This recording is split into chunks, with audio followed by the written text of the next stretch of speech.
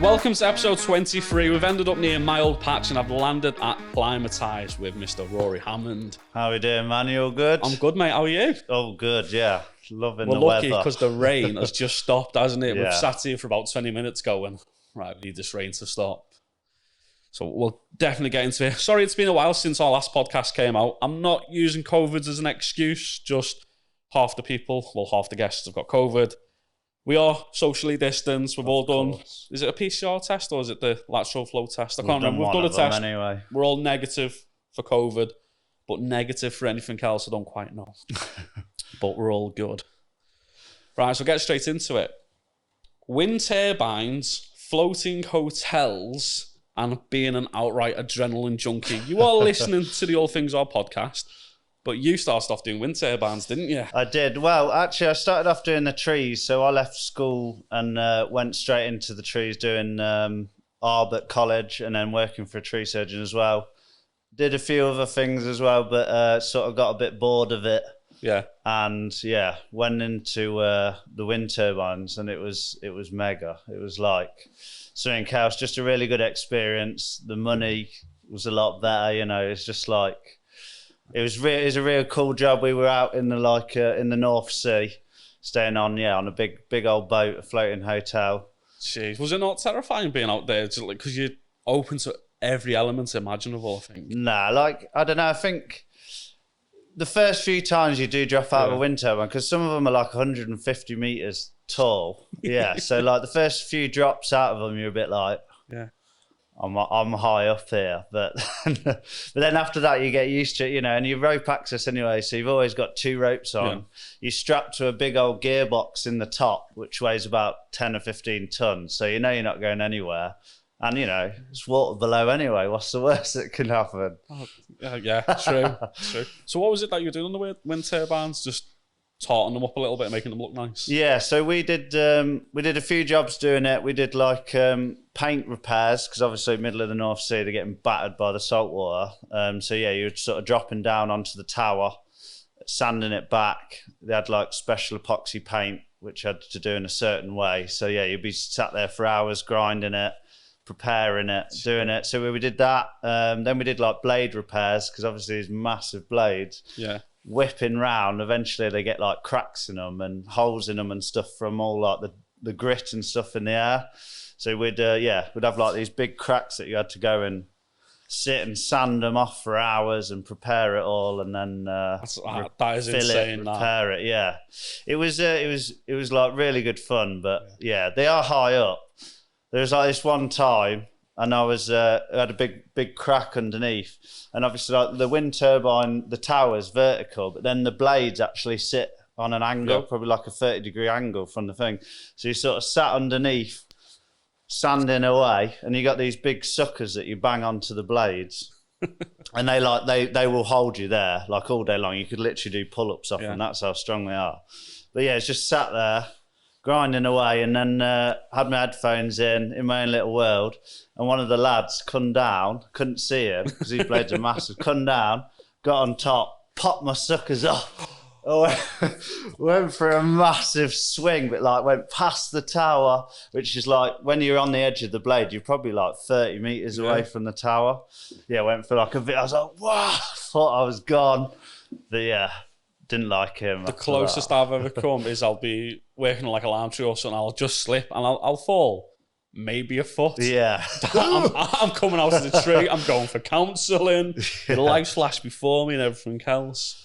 But you've had you are a little bit of an adrenaline junkie, because like everyone who comes on a podcast, I stalked them. I've gone back to, you were on was it an old Triumph bike a couple of years ago? I had a Honda, CB750, and that was all done up like a scrambler. So I had like the power bit with knobbly tyres. Yeah, I like my bikes, like a bit of fun. Like I think to do this tree surgery thing, you've got to be into that. it's scary stuff that we're doing. It's like, because I've seen the pictures of you and I was like, how old is he? He looks like he was born in the 40s and the 50s, because like you had the moustache, I had the tash, the piece, the old wool jacket as well to go with. No, we did Movember in the company, actually, raise a bit of money just with all the lads, and like, some of the tashes were not good, but I actually quite like mine, and with the bike it suited the look, like, so. Awesome. So you moved away from the wind turbines and you came over to tree work. Now, did you have the name Climatize when you went to do the wind work, or was it when you finally came back? Yeah, so the Climatize come from, I set myself up as like a limited company when we went onto the wind turbines. You had to be limited. That's what they wanted over in Denmark for tax reasons and various other things. So I've always had the name since I started that, Climatize, and at that time it was about acclimatizing to heights. Climatize, that, and a bit of a play on word, and some people get it and some people don't, and it's sort of it's kind of a little bit irrelevant now. I just do trees, but it works. You didn't think of just going, you know what, I'll call it RH Tree Services? Nah, everyone does that. Everyone does that. No, I wanted to go.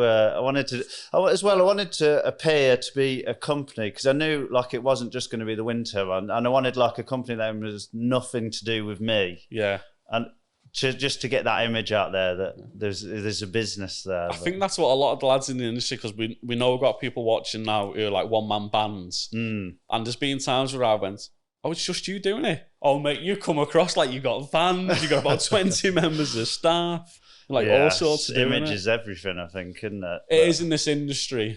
We were talking just off camera. You've launched a little bit of a clothing range. I have, ALLTHINGSARB merch, just getting it out there. Everyone seems to be going for like a new brand image, and that's one of the big things now. Is when people reach out to us, the first thing I say is you need to have your brand out there. People need to be able to associate your company straight away with when they think, right, tree surgeon, Climatize. That's it, definitely. It's the same for us. Like, all of our vans are all sign written the same. Like, all the colours and everything matches. All the logos on the leaflets, on the business card, everything's on all the stuff. Everything looks the same. It's all the same colour. Yeah, you got to get the old image looking good. So how long have you been running Climatize for now? So obviously I started, like I said, on my own as like a subcontractor to the wind turbines. That was in 2015. And then I did the wind turbines for about 3 years, sort of all over Europe. And then the last contract that we had, that was 2 weeks on, 2 weeks off in Denmark. So you do your 2 weeks, live on this boat, come back, and you'd have 2 weeks. And most of the lads just sort of just had the 2 weeks off, went to the pub a lot, spent the money, because we were on like mega money, so you could live it up a bit. So they did that, but then when I had my 2 weeks off, I wanted to earn a bit more cash. So you got the right thing. That's where sort of the tree side of it started creeping back in, and basically like we did like, it was the middle of the summer or something. We did like our 2 weeks on, and then we had our rotated 2 weeks off, and then we come to go back out. But the weather was awful. Like, they literally couldn't get us out on the boat. So we went out for like a day to Denmark, tried to get out of the harbour. They couldn't. They said, right, we're canning it for the 2 weeks. There's like a big weather front coming in. So then I had to come back home and have the 2 weeks that I was supposed to work off. Yeah. Then I had to have my rotated 2 off. And then we come back to work again, and it was like, weather was awful or whatever, they had problems. So I ended up having like 8 weeks off or something. I was like, I can't be doing this. No. So sort of started subbing as myself to other companies, and then started getting hedge cutting jobs and this and that. And then it just sort of snowballed from there. So as like an actual tree surgery company, we've probably properly been running like 4 years, something like that. So, and in those 4 years, has it been easier to find lads, or has it just been even harder? Nah, like, we have got some really good lads. Like, we've got some brilliant lads that work for us at the minute. But I have been through like a lot of staff. But I think it's just the industry. That's like, it's a real. I think everyone has a high turnover of people, because they go like, I can get £5 a day more there, or they work an hour less per day. So people like dart about, don't they? Yeah. So it seems in the last, I've been out the game, which I had to admit to you before, for a good couple of years now. And it just seemed, I was really lucky. I had the same lads for about a good couple of years, because treated them well, looked after them. If we ever had an issue, they'd come out and do the work. And now I'll be speaking to people and go, oh, who are you working for? And they'll say the company, and I'll speak to them 2 weeks later, oh, I've left it, I've gone off working for someone else. And you go, right, well, you kind of just, some people will burn bridges in this industry. It's just the way it is. If you're undercutting another business, in the nicest way possible, go F yourself. We don't need that, and we will talk about money later on in the podcast, because I know that's one of the big reasons we're here. But even lads coming out of colleges at the moment, they're wanting, groundsman, 0 experience, I'll have 120 a day off you. Yeah, it's madness. It's like, okay, you want 120 a day, but Mrs. Higgins down the road, she isn't paying what the job is actually worth. And that's why I do feel the turnover of staff is a lot more. You get a subcontract climber in, you know he's with 6 different businesses, 6 different days a week, but you know he's reliable. Yeah. Groundsmen, groundies, I'm going to get hate off the groundies at the moment. Not a lot of them are worth the weight in gold. And when you do find one, you cling on to them. Yeah, keep them. Because groundies don't realise they need to be just as good as the climber, or if not that little bit better. Yeah, really. So even little things, the second they hear that saw blip, you go and get the fuel can. That's it, yeah. Yeah, a lot of people, a lot of groundies don't know that what their role is really. They just think they're there to just drag brash, and it's not. You're there to like assist you're a co-driver for the climber. Do you know what I mean? You should be, like you said, you hear it start to blip out a bit, go and get the fuel. As soon as like the climber comes down, get the saw, get fell in, clear his ropes away, sort stuff out. But like no one wants to do that. They just want to chip. And then go home. So groundies are going to hate me, climbers are going to love me. Love me, hate me.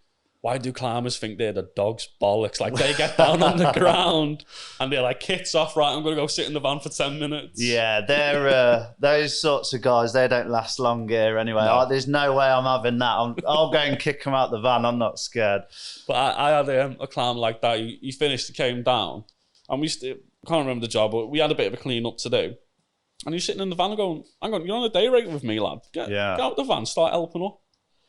But again, how many groundies have you had where you've walked past the chipper and the chipper's on full whack?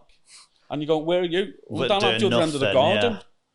Well, right, go to the end of the garden, get a load of brash, build up a decent enough pile, and then run it through the chipper. Yes, and the amount of lads I've had who have gone down, picked her up, put one piece through, sodded off, and repeated that process. You want to pick them up yourself and go, I've got a bandit here, you ain't going to survive. It's not a Timberwolf or a four. You got to keep that thing fed, the old bandit. But yeah, look, there's a lot of groundsmen, like you say, that want top dollar for not doing an awful lot. And it's like, that's not the way, man. You got to be hot onto it. Yeah. Yeah, because I finished, I went out, did a couple of subby jobs just to learn the ropes. I know I undercharged myself at the time, but the experience I got from it, worked for a really good company just outside of Wigan. And it was just, I was a little bit awkward because I went, oh, can you pick me up from my house and can you take me home each day? But when I was there, I'd fucking work my ass off. Yeah. And you do a good enough job to where when you start running your own business, you go, oh yeah, right, well, I want them to do this, I want them to do that. What would you say, what 5 skills a groundsman really needs to have? I think number 1 is saw sharpening. There's like we've had a lot of groundies, right? And they can't even sharpen a saw. And it's like, so I've got to climb, right? Say I'm climbing. I've got to go climb a tree. I've got to do this. I've got to do that. And then I've got to come back and sharpen my own saws. Like, if there's not a lot to do whilst I'm climbing for whatever reason, say it's like a fiddly pruning job. Yeah. Get a file out, man. Go and sort it out. Like, I hate it when you pick up a saw and it's blunt. Yeah, sharpen saws, definitely. I think you got to know what the climber's doing as well. Like, you got to know what they're doing, what they're expecting. Like, if he's, like all the hand signals you have in a team, give us a pulling rope. Oh, we don't use hand signals anymore, mate. Center headsets and all that stuff. Yeah, that's we had them until they broke. But you got to know what the climber's doing. You got to know what's coming next. You got to go, right, he's getting out there. He's going to rig that off there, right? I've got this big pile of brash. I'm going to get that out of the way whilst he's setting all that up. Not just sit there going, what? Yeah. Because there's a time where you can, if your ground's clear, you can step back and you can watch and learn from the climber. Or if you've got if you've not got 6 jobs stacked on a day, you can kind of go, right, today's a proper training day. We're going to show you everything and all that stuff. But there's other days, again, you've hit the nail on the head. I don't know what it's called anymore. It's CS30 to me and you, because we got trained like a long time ago. But I'm sorry, you have to do a qualification to file a chain. Now, if you come to me and I have to teach you that, either you're really shit in college or you've not practiced enough. But again, the amount of times where I would go on my lunch, I'd sit in the van, I'll just quickly nip over the saw, make sure it's all fueled up and oiled. Another one, it's not hard. Come on, oil this side, fuel this side. Like, seriously. Get it right, man. Yeah. 2 lads have done that. I made them, like, just wash the saw out. Just, like, literally wash it all down, drain it, get the fuel fillers out. Even, I had one lad who didn't know how to get a fuel filler out.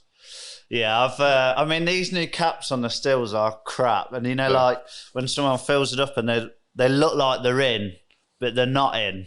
And they feel like they're in, but they're not. Like, you got to know where they are. And then you pick up your saw, put it on your harness, and like your legs covered in oil and petrol, and Did that once. Did that in college. We're going in for CS39. Had the assessor in on the day, so we're like, oh shit, scared. Like, we're gonna mess it all up. And he's like watching over, going right, running it up. Okay, right. Tilted it all down my leg. Everyone just went. And I just went, happens, I can't believe we just done that. But it's just one of those things. It still happens to this. Yeah, but going back to the groundsman thing, I don't know 5, but you got to know what the climber's doing. Get your saws right. Know your equipment. Do you know what I mean? And like, know your equipment. Know what you're using. How to use it. So you're not going to get like the climber or whoever's in charge and be like, "How do I do this?" Like, just learn it. Learn that. I think. Learn your equipment. You got to be able to pick up a saw as well and fell stuff. Like, there's so many groundsmen who like wait for the climber. Obviously, you got to wait for him to get down, but get down, and then the climber has to pick up the saw and fell it and log it. Like, let the climber get down, let him have a drink and whatever. You get the saw out and fell the stick over or whatever. Do you know what I mean? Yeah. It's like the climber makes the job run. Right? You're not licking his ass. You're not doing any of that. You're just helping him to make the job run smooth. And if you build that level of rapport and respect with the climber, your job is so much easier. Yeah. It's like the smallest thing. One of my lads, I'd be down the tree and they'd be there with a water bottle. I'd go, oh, I absolutely love you. It's the smallest things. The little things, When you get in a good team with a good climber and a good groundsman, like, you literally don't even need to talk to each other throughout the day because you all just know what's happening. It just runs like clockwork. Yeah. It's just do this, do that, and then it's like it just runs so smoothly. But then when you have like, we're hating on groundsmen here. You're hating on groundsmen. I'm out of the game now, mate. I'm about to get away with it. Groundsmen, we love you. We need you. You are the unrespected team players. And if there's any groundsmen out there who are amazing, come hit us up. We need you. But when you sell yourself as a freelance groundsman, there should be a level where you know to get out that van, the climber goes off, checks the job site, you've got the climbing kits out, you've got the fuel cans out, the saws are ready. If there's anything else, if you're unsure about, ask the question. That's another thing that I notice, like, a lot of people struggle because it's that fear of getting yelled at. You're going to get more yelled at if you don't ask the question. You got to ask. If you ask it. Yeah. But again, I think, I don't know if it exists now, it might do, because you get like pruning qualifications and all that stuff. Is there like a dedicated ticket for a groundsman yet?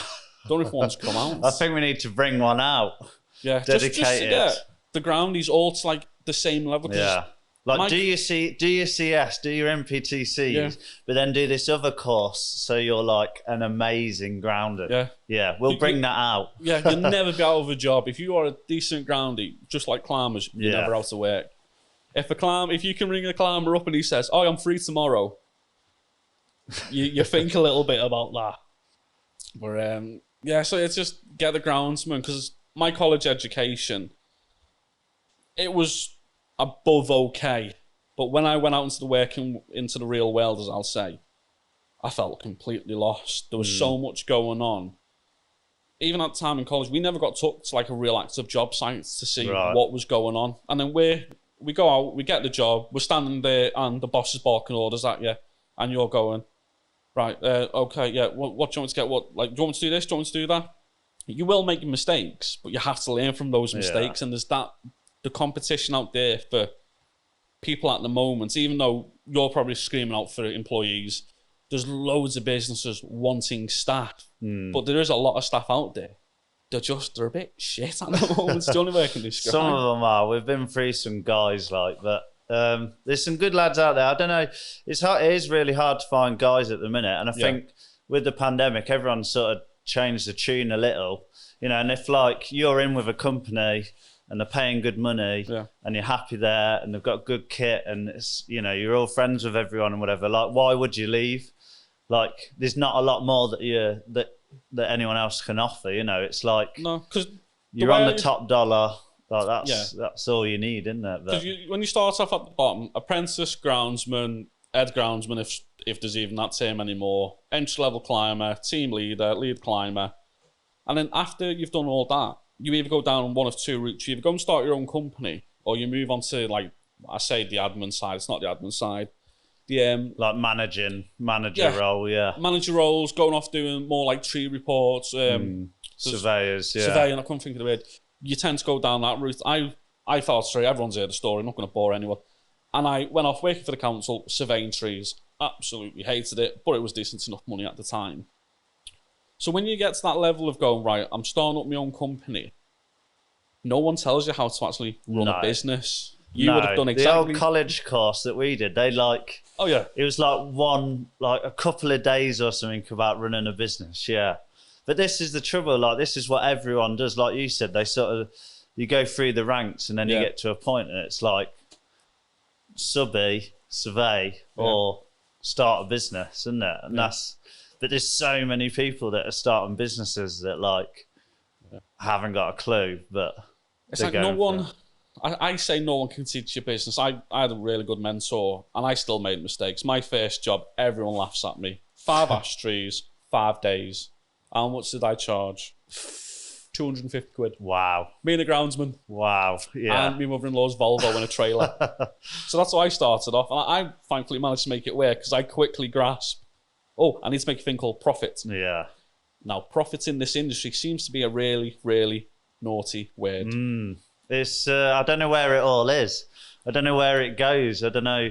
I think the old profit thing, to make money in this like industry, I think you got to like keep your staff numbers really low. Yeah, just yourself. Literally just yourself. Yeah. Or I don't know. Actually, maybe you've got some ideas. Or replace everyone with machines. Yeah, it's what way everyone seems to be going, don't they? But the thing is, like, with the industry, like, all the equipment costs so much. So, like, all your profit. Yeah, we're sat next to the grinder. I mean, we've had that thing a few years, but it was still like 13 grand or something when we bought it. 13 grand just to go round in a circle and take chunks of wood out. Yeah, but she's earned her money, bless her. Yeah, but I mean, you saw the Bandit out there, again, I think that was like 50 odd grand or something for that with the winch on it and whatever, plus VAT. It's a lot of money, and like profit, obviously we made the money to pay for it, but I'd like that in my personal pocket, ideally, not like in the business's pocket. But because if you had all the chains, the chainsaws, the carabiners, the ropes, the harnesses, absolutely everything, you're rolling out with about 100 grand's worth of gear every single day, and people don't. I think, and the rest, I think people tend to forget that. Yeah, we're running this, like you say. I think ours adds up to about 220 grand's worth of kit that goes out like most days, and that's a lot. That's a house. Yeah, that's a house. Do you know what I mean? But that has to be paid off because otherwise you wouldn't have a job, would you? There's no kit to use. No.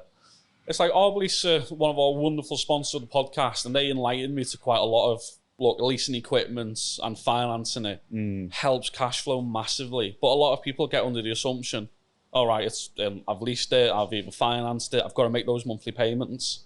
But a monthly payment for a small ground is like 30 quid. Yeah. It's not a lot of money. And it annoys me because we have so many people reaching out and they forget.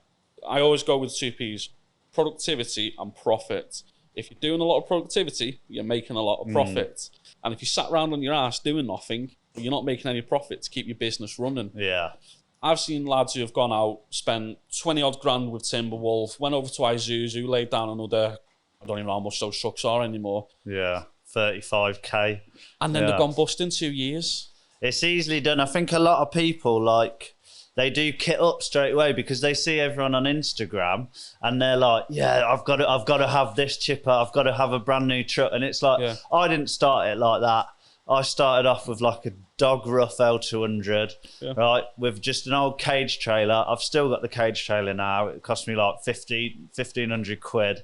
It's a beast. It's been crashed into. It's been wrote off about 3 times. But like I used to get in there and brush it all up, and then come and shovel it all out the other end. And like you say, a lot of these guys, they come in and they jump into the finance and like they just haven't got the work for it. Yeah, and at the end of the month, that finance payment it's got to be done. Doing.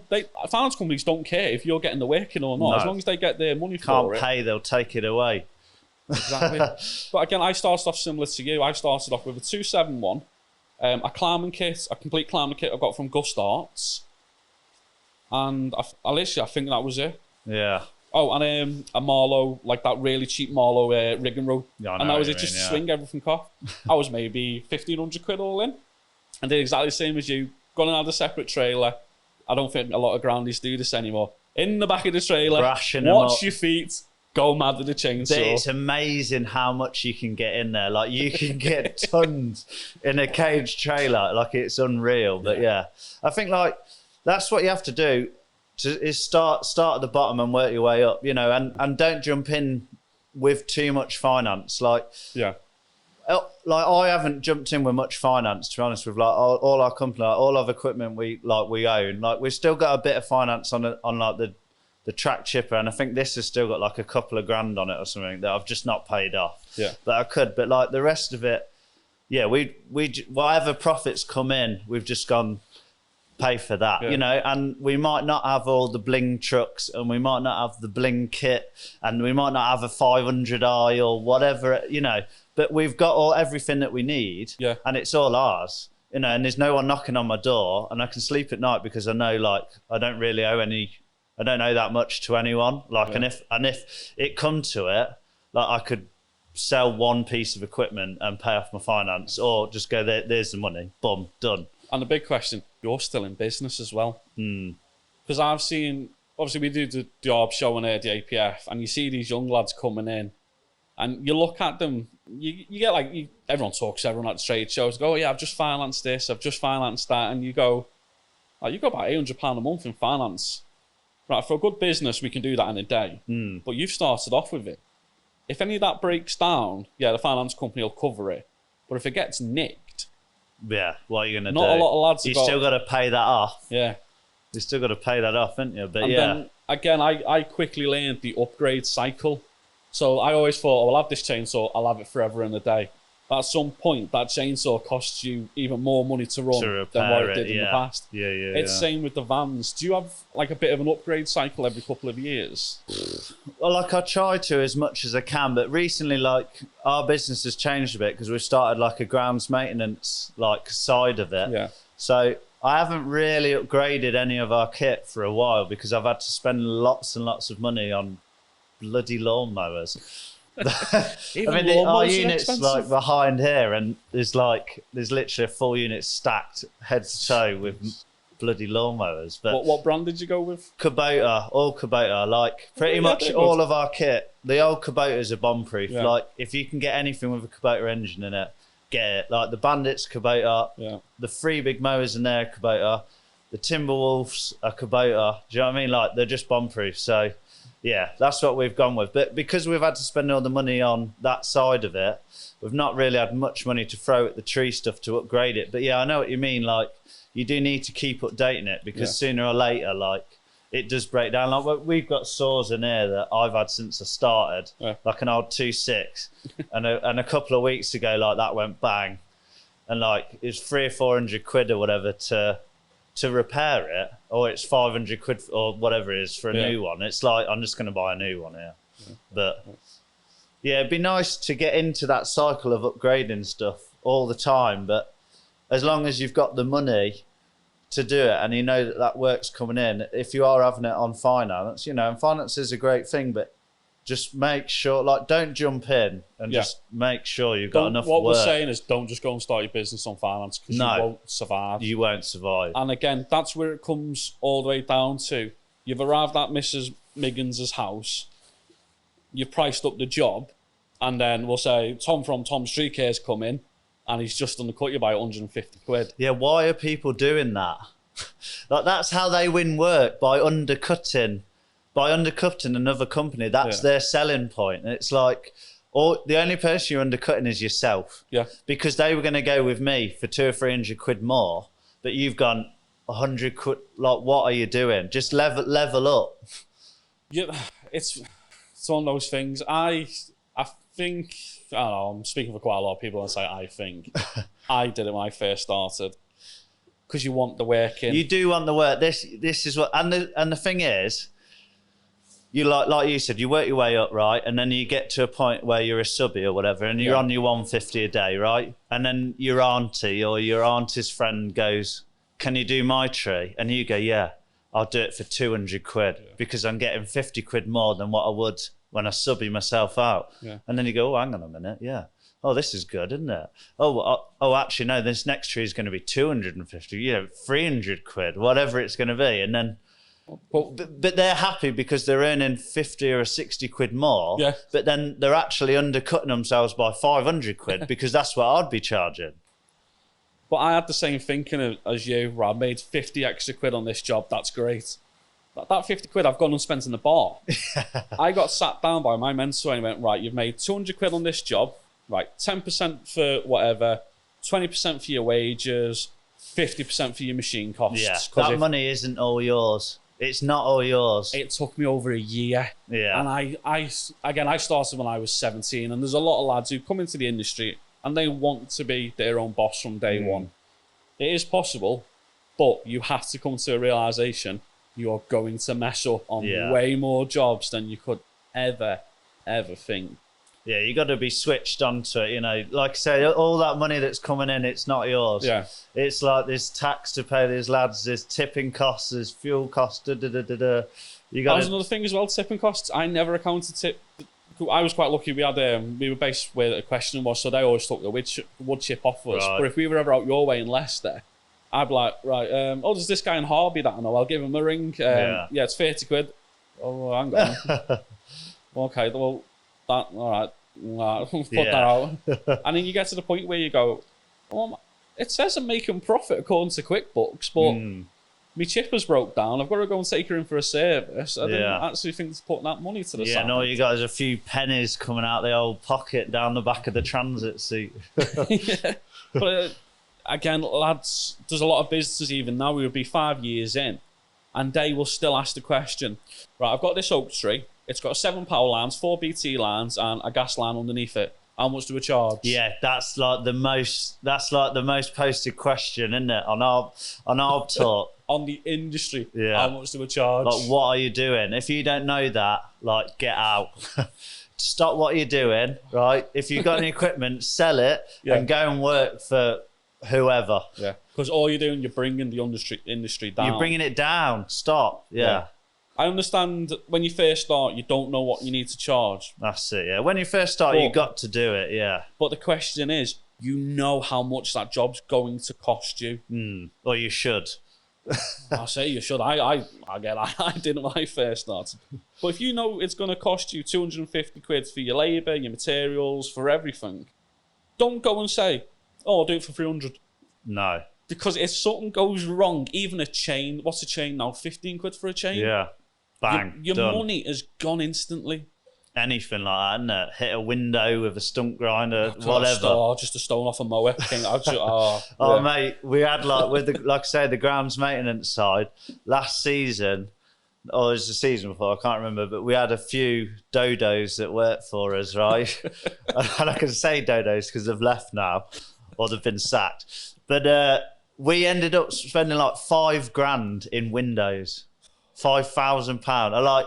And it just got to a point. I was like, look, if you do a window, you're paying for that, not me. I've showed you how to use the strimmer, right? There's a way of doing it so it doesn't flick stones up. $5,000, like I would love that $5,000 in my pocket. I could have another motorbike, or whatever. Yeah, the second you take employees on, you then have to have a OF fund because they will go out. I don't understand it. You've taken $100,000 worth of kit out of the unit, and you managed to back the chipper into a wall.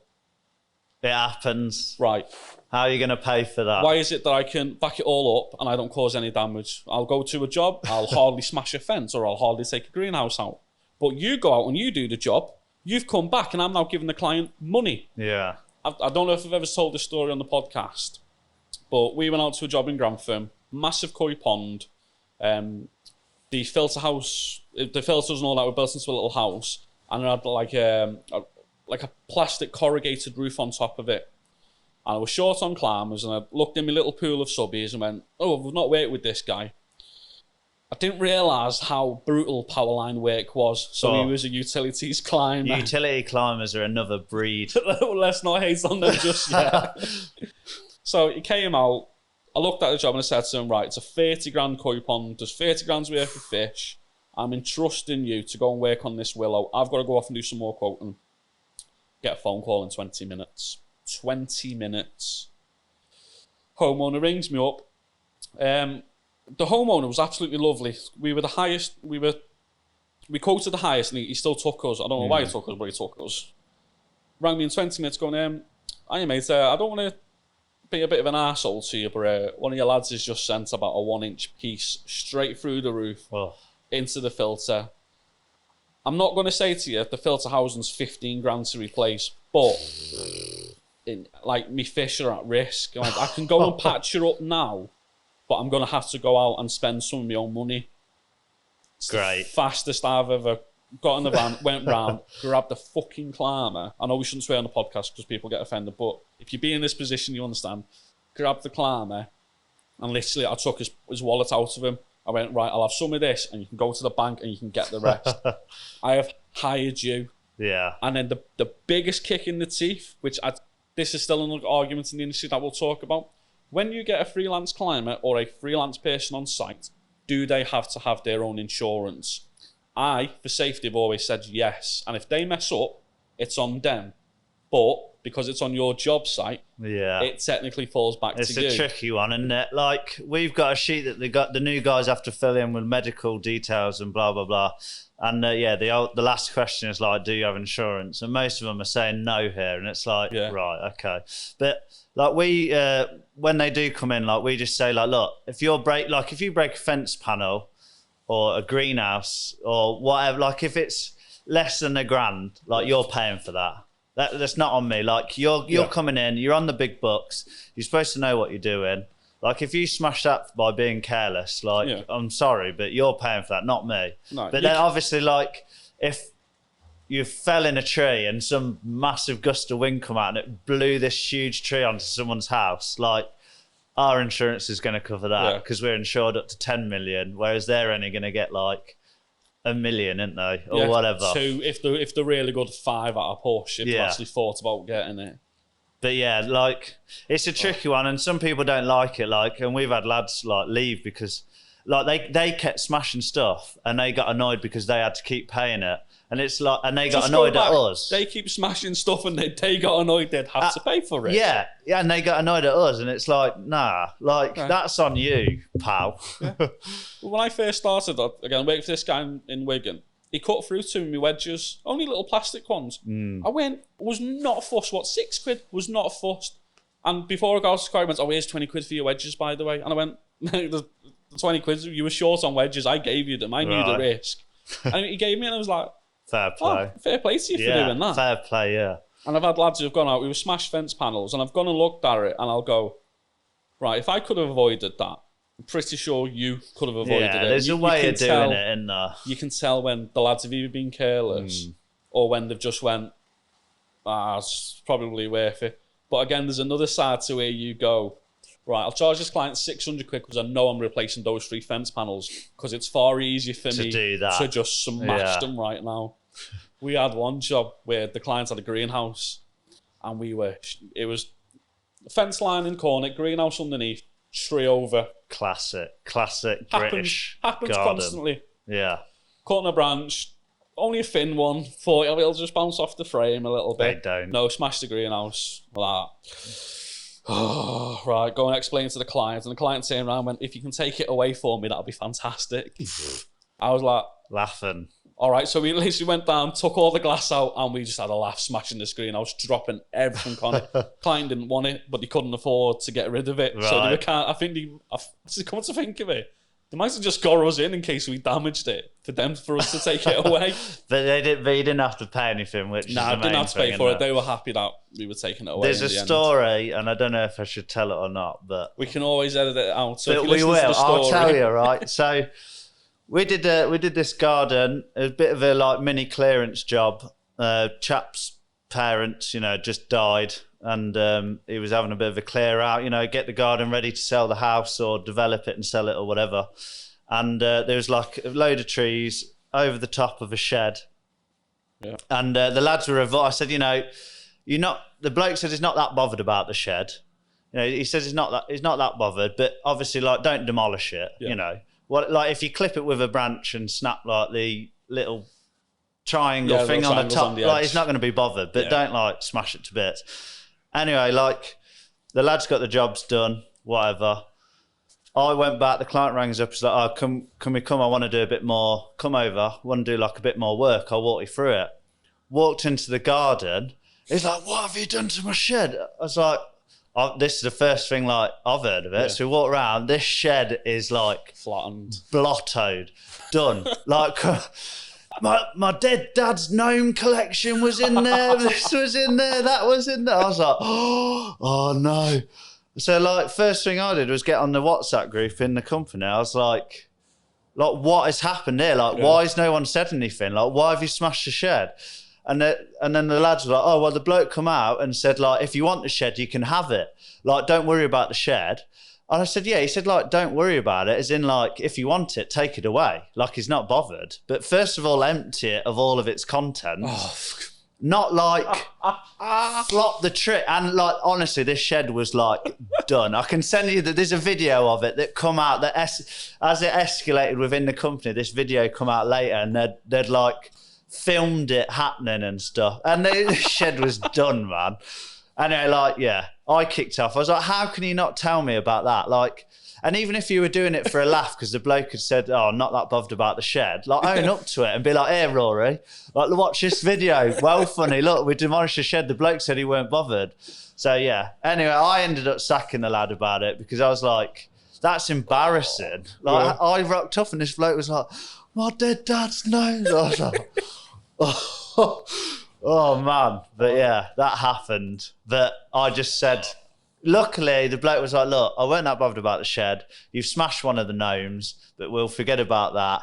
Just get rid of the shed for me, get a skip in and get rid of it. And I was like, yeah. So sorted it out in the end. Didn't have to pay anything again, like your situation. But this lad got the chop because if you smash a shed, like... tell your boss. If you smashed tell the shed, the client. You felt the tree on it most of the time. I'll send you the video. It's funny. Oh, mate. Wasn't funny at the time, but it never is because you either want to be in on the joke of going, oh, the boss is gonna like have us for this one, or you're on completely the other side of going, why didn't you just admit it? Yeah, you've messed up. We've made again no. Just profit tell me, on the I'll job. sort it. No problem. Like, I could have sorted it. Yeah, it might cost us a bit of money or whatever, but that's better than rocking up to the blokes screaming and shouting.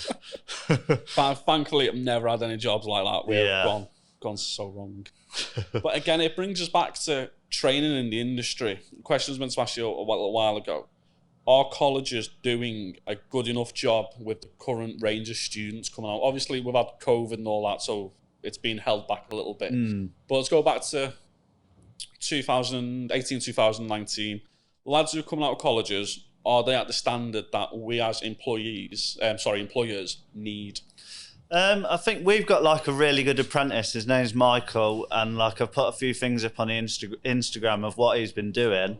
And like Michael's been with us for a long time. Like I think he's 20 now, and he come to us when he was like 16 or something, doing a bit of gardening.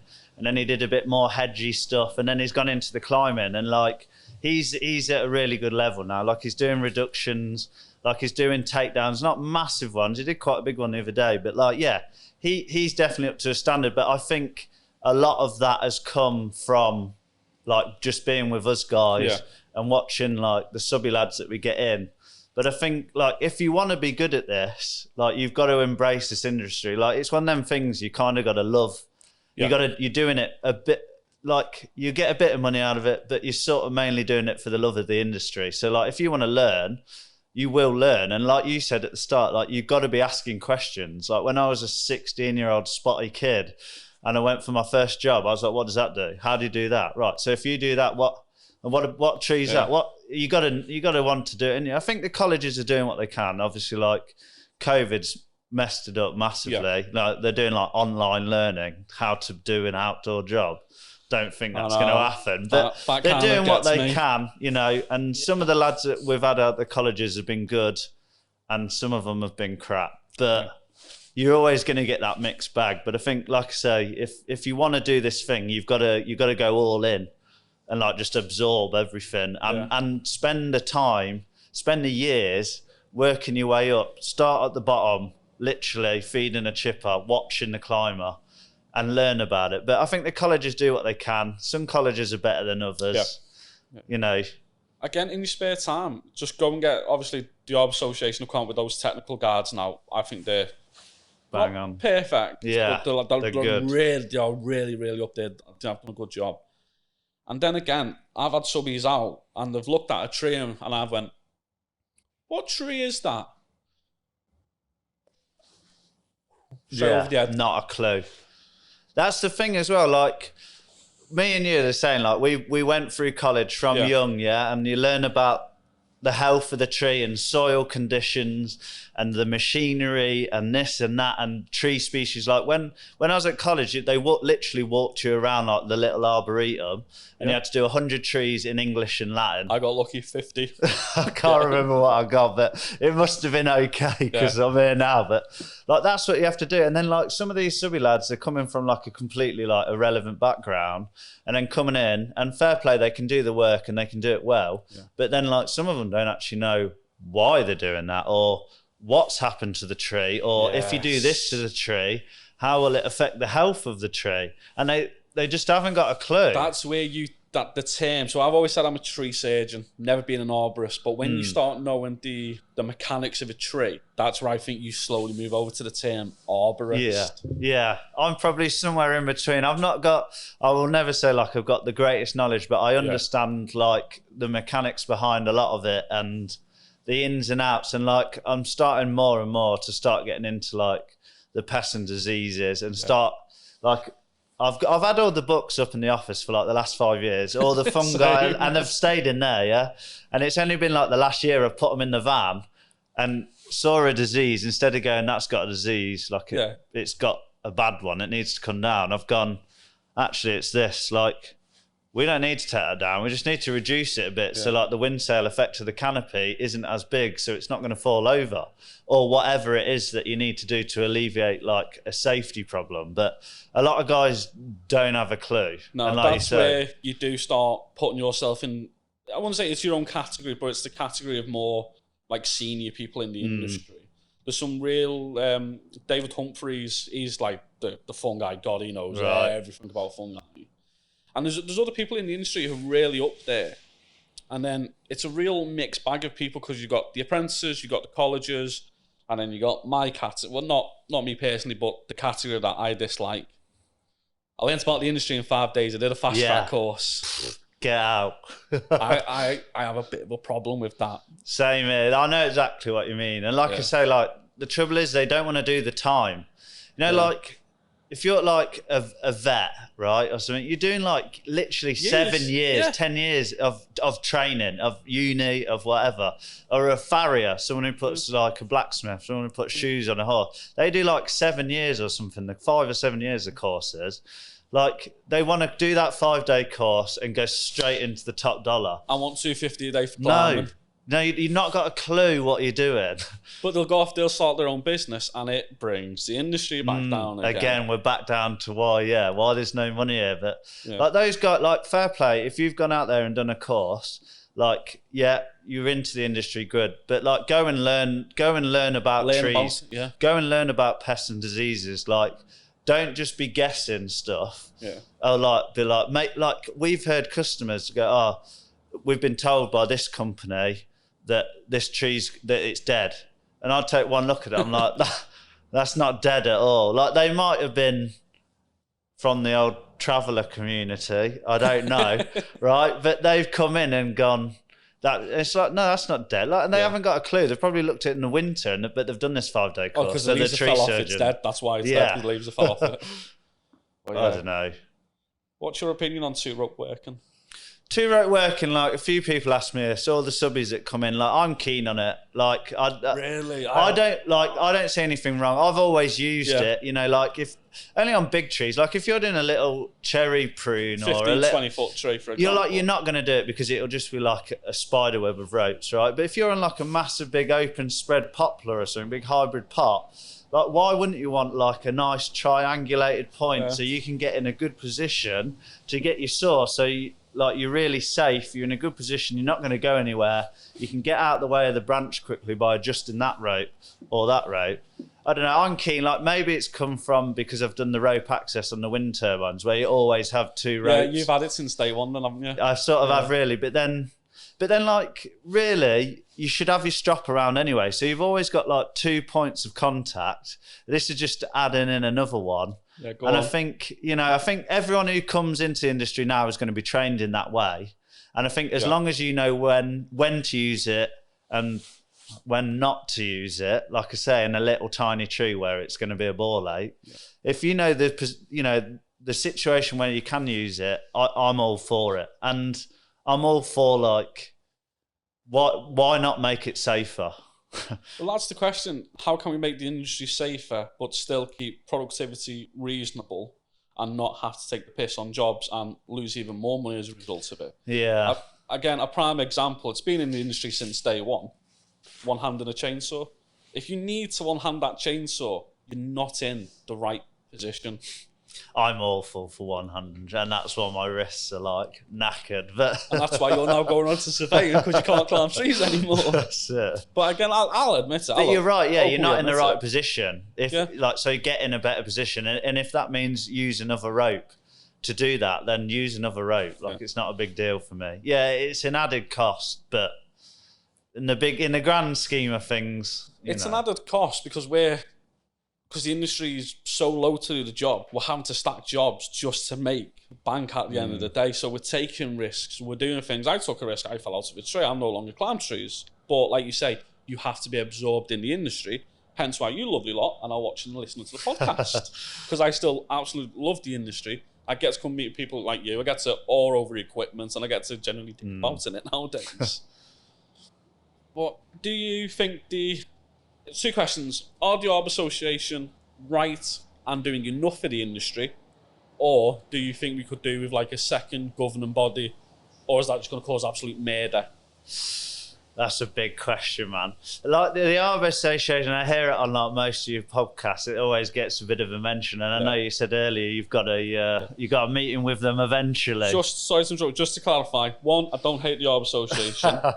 2, I just don't quite understand what they do still, even though I've had some really good conversations. 3, they are coming on the podcast, and 4, I do think you should actually join the ARB Association because it does make you a better tree surgeon. But I'm not here to bum lick them either. No, I think the ARB Association are a brilliant thing, and for the last couple of years, I've been trying to get ARB approved, and all of our paperwork is like bang on because we're construction line gold and Chas approved. Like it's not a big deal to step up to their mark. Like a lot of the stuff that we've got to do extra is just like industry related stuff that we don't have to include on Chas. And then obviously like the assessment on site. But, we're working to a good standard anyway. We're following BS 3998. Like, I think the ARB Association are good, and I think it's a good mark to get to. We've been trying to get there. Every time I get up to go in, right, send me the invoice, let's do this. Yeah. I get like a big job come in or something happens at work, and then I just go, forget about that. And to be honest with you, like the only reason I wanted to go ARB approved was to get into the local borough council, right, which are up the road, Hinckley and Bosworth Borough Council, right. And I thought if I do the ARB approved, they're going to have us, right. And about 3 or 4 weeks before I was going to submit all the paperwork, they contacted us and go, we've got a load of work, do you want it?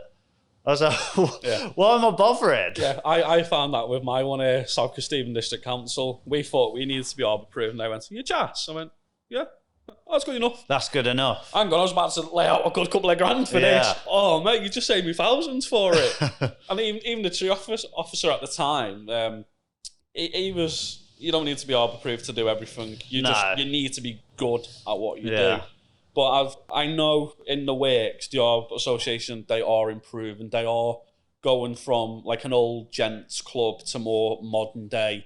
Look, we are here to support you, and we are here to now hopefully educate the consumer. So you don't get those little people who knock on the door saying, do you want your tree doing for 400 quid in cash? And you don't get lads who are coming into the industry who are going, I'm not making any money, and then 2 weeks later they're out of business or they've had a major injury as a result. Injury as a result. Christ. No, I think the ARB Association are brilliant. I think it's a good level to be up. Like I say, we're Chas and Construction Line, so that basically gets us there anyway. But I think what they sort of need to do is maybe start pushing towards, I don't know, thinking about regulating costs. Something like that, you know. But then someone could say, if you are this level, you know, this is what you should be. And I know it's difficult, and it'd be like a very hard thing to work out. But like some sort of level where you need to be charging, so we're all on the same page. And you are always going to get those 250 quid. That you're always going to get them, right? And if that's what they want to do, that's fine. And they'll probably go out of business after a few months or a couple of years anyway. But like, it'd be nice if they could start thinking about that and pushing it more. Like the ARB Association, like they need to market themselves, because homeowners haven't got a clue. No. Councils know who they are but not bothered. Construction companies do not care. Not heard of it. Are you Chas? No. Yeah, we'll have you. Can you work tomorrow? Yeah, we'll have you. The only time we've done construction sites and commercials, and we did for a housing developer, and all they said to us went, you're putting Harris fencing around that tree for root protection. They went, yeah. I went, all right, crack on. I was like, oh, okay, fair enough. Yeah, the construction companies, like, and we get a lot of work off them doing the clearance stuff and stuff. Like they haven't got a clue. The ARB Association, they've never heard of them. I've mentioned it before, and they're like, the who? They don't even know what like an arborist is. They're like the tree men. Oh, yeah, we'll get the tree men in. The one. Are you insured? Are you Chas? Yeah. You got your high vis on, your boots on? Yeah. Right, crack on. But if you're a homeowner, I don't know if you do on your own home, and you needed work getting done on your boiler, you wouldn't let someone knock on your door and do the work. But I think the second part of your question was, or do we need like another body? Yeah. I think there are other things, like we're part of Checker Trade, which is quite a good one, which aren't. They check your insurance, and I think you have to give them a RAMS, and you have to give them like a few other things, and they go through like your financials, or they used to when I first started anyway. They actually come out to here, but we joined like 5 years ago. I don't know if it's the same process, but they sort of they do check things, and you know, and you're paying your membership to that for them to advertise you as well. So like, if I get any work done, I would go with someone who's on Checker Trade, because I know that they've been vetted and gone through that process. Yeah, it's that added level of security, because I'll ask you this question. When you've gone out to a domestic client, how many times have they asked for your qualifications in insurance? Never. No, insurance every now and again, and I've got it in the van. It's like, I've had it in the van that long, it's a scrumpled up bit of paper because no one really cares. But they know that we're insured because of the level that we're running the company at, you know, to have the lads and the equipment and blah, blah, blah. Like, they know that we are a proper company and we're not the old fly-by-night thing. So, they know, but no one checks qualifications. Even the construction thing, like we have to upload them up to a portal and stuff.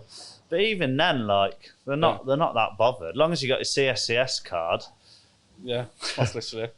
Right, we're going to wrap up soon. So last couple of questions. You're no longer part of the small chipper club, are you? No, we've got the... What the heck is that thing out there?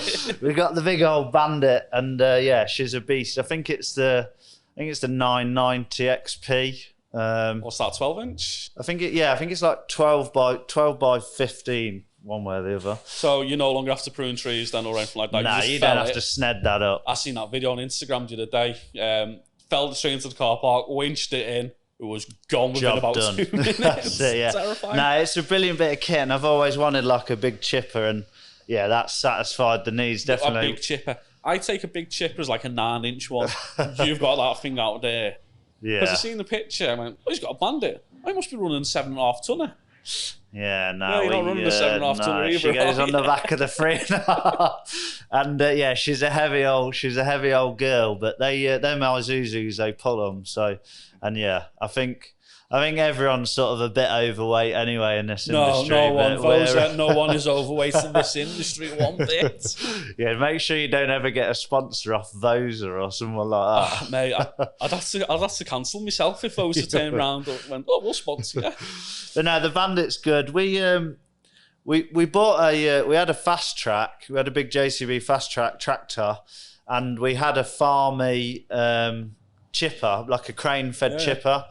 And it was a good bit of kit on the right job, but like I didn't really have the lads to drive it. Yeah. I ended up driving it in the end because it, like, by the time the chipper and that loaded up and the big weight block on the front, you're about 13, 14 ton or something. Yeah. Like it's a heavy old thing. So we had that, and then it didn't really work out. So we basically swapped it in for that beast. And yeah, them Bandits are mega. Bandits scare me. Dean Emblin, if you're listening, bandits scare me, mate. I'd love for you to come on the podcast, but bandits do scare the crap out of me. They're violent. Scary costs as well. Oh, God, yeah. Like, I wouldn't want to put one costs. of them in. Yeah. But, luckily, we haven't had any repairs on that thing yet, but yeah, not looking forward to the bills from it. But so that Bandit definitely isn't going to be fitting in anyone's houses, is it? Because I've seen your Timberwolf.